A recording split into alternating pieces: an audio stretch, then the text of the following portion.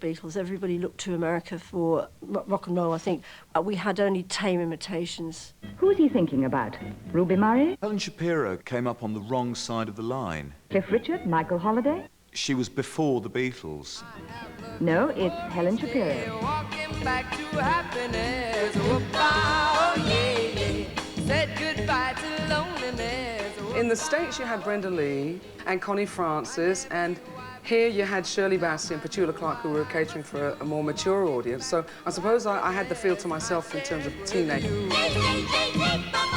Helen Shapiro was unlucky. She was definitely putting out records too early. If she'd been around a couple of years later, her career would have lasted a bit longer. She was a prodigious vocal talent. Incredible voice, maturity of phrasing, way, way, way beyond her years.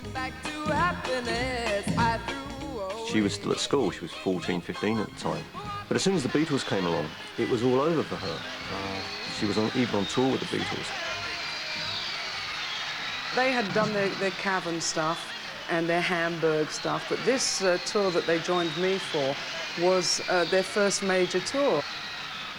They released Please Please Me, which shot up to the top of the charts. And gradually they moved up the bill and displaced her. I mean, it was during that tour that that famous line, "Is Helen Shapiro has been at 16, came out in a magazine.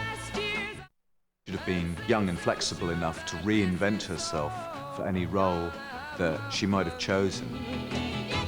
I don't think there could have been any more graphic demonstration of how popular music in Britain was changing. Please don't treat me like a child. Must have been a worrying thing for managers at the time to have looked at the career of Helen Shapiro. I'm sure the model was, well, how long is this going to last?